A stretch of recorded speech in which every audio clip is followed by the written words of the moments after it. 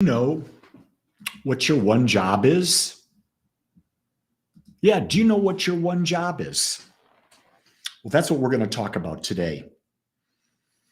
I figure, people get confused. I don't know what to do. I don't know what my job is. I don't know what my purpose in life is. And so I thought I would spend a few times and give you some ideas of how I look at it and what I think our job is. And I think it's pretty darn simple. Our job is simply this: to fully experience every single thing in life and then to let it go. Was that pretty simple? Let me say that again. Our job is to fully experience everything in life and then to let it go. And that's how you stay in the moment. That's how you remain present. So we're coming into this time here in the United States of Christmas, where in the Christian tradition, we've got Jesus' birth, we've got Santa Claus coming, we've got commercialized traditions, and everyone's getting caught up in it. It's absolutely terrifying to some. It's depressing for others. What if this Christmas, all you did was fully experience everything you were doing? Just fully experience it and let it go. What if you became the present that you gave everyone by just you being present? In my family, other than for my, oh no, I got to talk about this. I'm going off track. Maggie, you started Wim Hof today? I love you for that. I love you for that. You people out there don't know, but I got a special relationship with Maggie. So that's all I'm going to say about that. But she started Wim Hof today. If you haven't done Wim Hof breathing, I invite you. Just go to YouTube, Wim, W-I-M-H-O-F, breathing technique. Start with the beginner's one. It's 11 minutes exactly. And notice how you feel afterwards. Jean and I have been doing that every morning for well over 2 years before we meditate, because we understand that our breath and deep breathing brings and bursts life in us. And so the great thing about when you're Wim Hof, this fits right into what we're talking about today. Fully be in the breath. When you're breathing in, breathe it in. Then when you're breathing it out, you let go. You let go. Monique, yes, I have done pranayama before, but I'm sort of partial to Wim. I love the guy. He's a Dutchman. He's right. He is just as raw. He is just as centered as anyone. I mean, one day he's in his meditation. It's recorded. He goes, "All right, breathe, MFers." And he says the words. And it was just so cool. Just breathe. It's so simple. And yet, majority of the people of the world breathe very shallow. A deep breath means your belly fully extends out and fully comes in. Do you see how that is about life? You're fully experiencing the breath coming in, and then you're letting it go on the way out. You fully experience your connection with this person in that moment, and then you release it. You fully experience something on the job, you fully release it. You have great sex with your partner, you fully release it. You have an argument with a friend, you fully release it.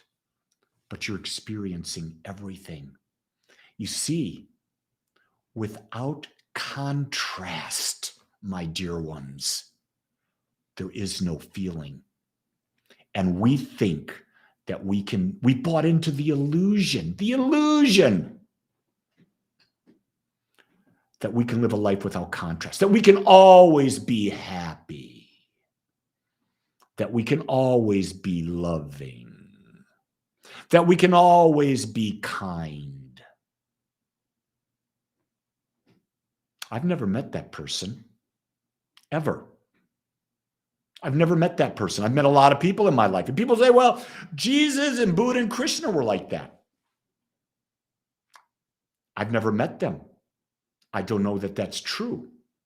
If they were in human form and they had an ego, which they did, they may have been more aware, but I guarantee you they experience contrast. See, we've got to come out of this illusion that we can be perfect all the time. We are perfect all the time because all we're here to do is to fully experience life. Fully experience life. And to experience life, guess what? There's got to be the highs, the lows, the hots, the colds, the ups, the downs, the love and the judgment. There's got to be that. But here's the thing. You got to let both sides go. Because if you attach to the joy, you're going to want that all the time, and you're not going to be able to be present in the next moment. If you attach to all the pain, then you're not going to be present, and maybe you're going to have some joy later on.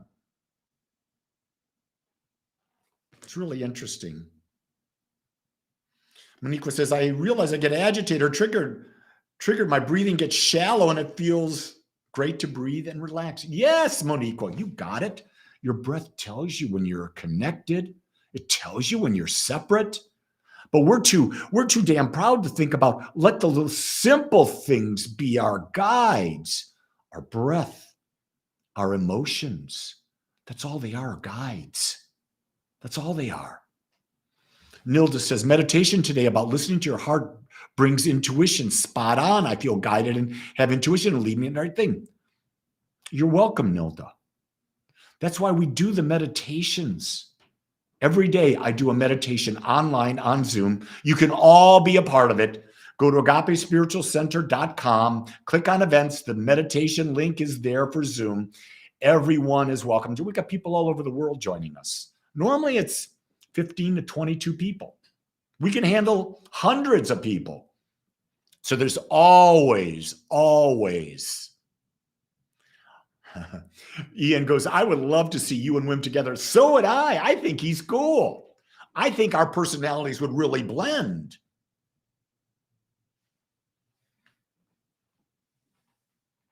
So one of the things today I want to share with you, if you want to connect at a deeper level, join one of our Agape Wednesday gatherings.